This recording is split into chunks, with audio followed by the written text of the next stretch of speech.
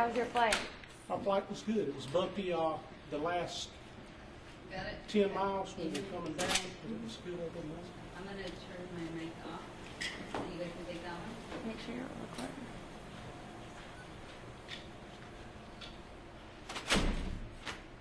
Y'all got everything? You ready? Okay. Y'all want to ask questions, or you just want me to put it out? How do y'all want to do this? Up to you. If you want to say Just something say- first, and then we can ask follow-up questions. Okay. Rexford Lynn Keel was delivered here to the sheriff's office about 30 minutes ago.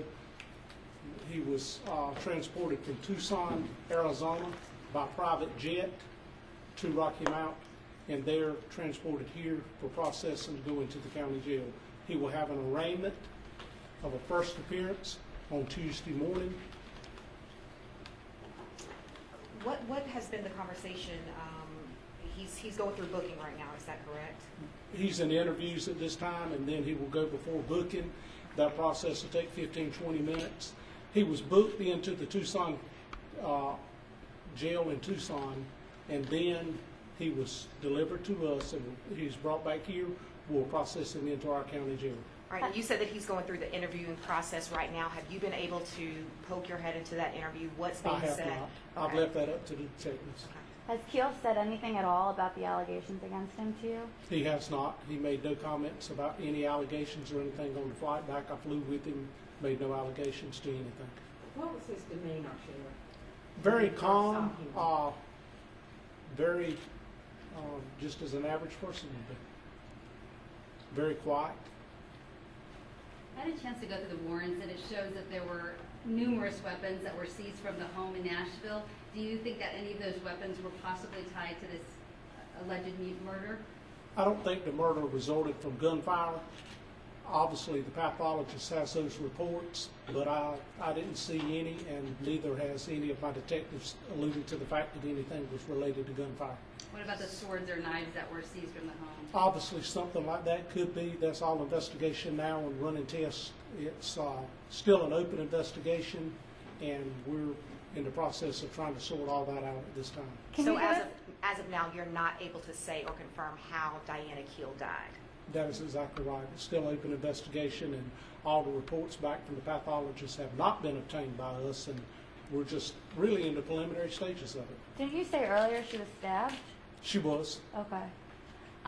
Is there any update on the investigation into Keel's first wife's death?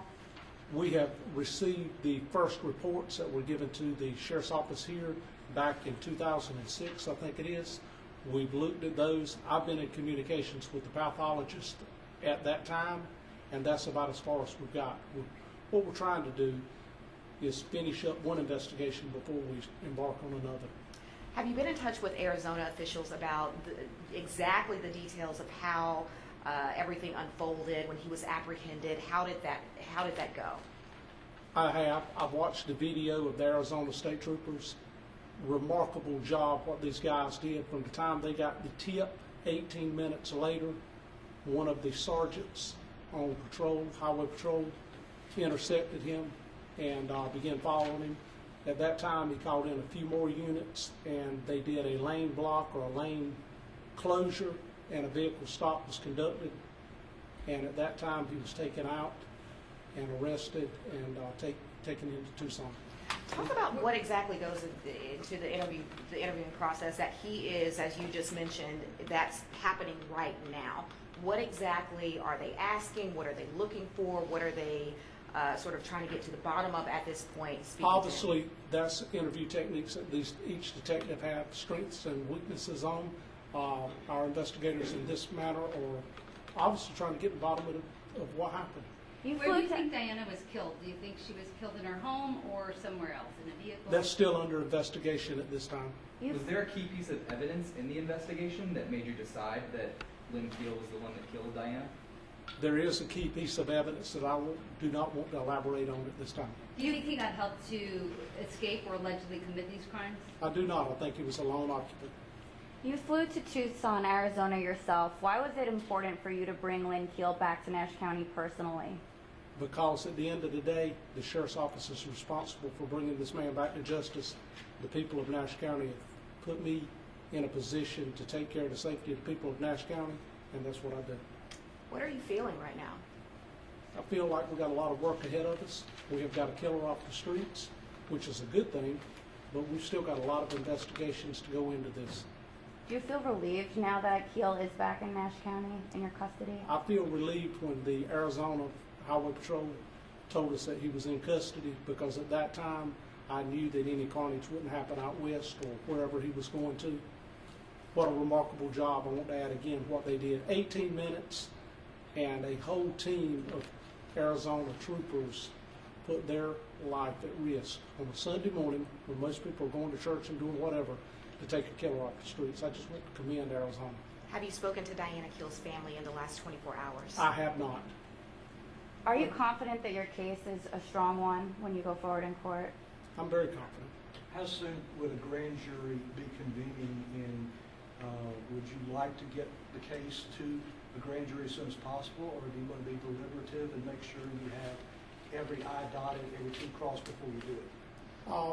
That's left up to the district attorney, but before we ever go swear out warrants on somebody for first-degree murder, that is a very serious charge. We're confident in the job that these detectives do. I feel very confident in the case that they built, and we would never, ever go before the magistrate and get a warrant for somebody that we were too unsure of. The warrants say that the truck that he was driving in Arizona was his father's vehicle. Do we know how he got a hold of it? Was his father aware that that was his truck that he was driving? Yes, some clarity on that is he was not under arrest. He was free to go anywhere he wanted to, free to come and go. He was living with his dad and his mom because his house had been seized by a court order for searching. Both of his vehicles were seized. He did not have access to his vehicles there. His mom and dad provided him with the pickup truck, and that's when he left and went west. Was he armed? Was he armed when he was arrested? He was not. Is the motive still under investigation? It is. On a scale of 1 to 10, 10 being ready to go to trial, could you put, or kind of give us an idea, I know you mentioned preliminary, but on a scale of 1 to 10, 10 being ready to go to trial, where are you right now numerically in the case? That will be left totally up to the district attorney. We present him the evidence, and he's the one that determines when he's ready to go to trial. I understand that the body was found with a wedding ring. Is there any kind of indication of why that might be? Was that some kind of symbol, or could that represent anything? I'm not clear on that. I don't know if she wore a wedding band every day or if she wore it sometimes or never wore it. But I do know that she did have her wedding band on. One of the warrants also mentioned that you found 2 pages of Diana Keel's daughter Laura from her diary in one of his cars. Any significance to that? It seems strange. We seized a lot of stuff, obviously, in search warrants, and the reason is because through interviews and through the public, things come about, and we keep that stuff. So if it is valid to the case, then we have it. Anything you can tell us about what those pages said? I would rather not elaborate on that at this time. What do we know about his trip, as far as did he stop anywhere, any gas stations on his way to Arizona? He told me that he stopped periodically. He drove 65 miles an hour the whole way, and it was 3 days of driving. He told you that directly? He did. Just now? Well, earlier today. Last week you mentioned that there had been a domestic issue between Diana and Lynn in the past. Have you gotten more information about that or some of their problems, marital problems? Those obviously are coming from the public friends of Diana, and they're being taken at this time. I've heard that, and I know that investigators have obviously been out and talked to nurses that work with her and friends, so we have received that information. There's obviously a lot of questions about his first wife and her death, the circumstances surrounding her death. Any plans, or what does the timeline look like to meet with the district attorney to discuss possibly opening the case, reopening that case? What does that look like at this point? We're going to interview the pathologist, and we're going to look at it. Our detectives here are going to look at that, and then we will go before the district attorney and make a decision from there. So it is possible that Lynn Keel could be facing additional charges? Definitely. You said it was medication in the truck. Can you tell us what kind? I think he had foot surgery, and he had diabetes, maybe diabetic medicine. I don't know if he's still on that medication. It could have been old medication, it could have been a friend's medication. I can't elaborate on that.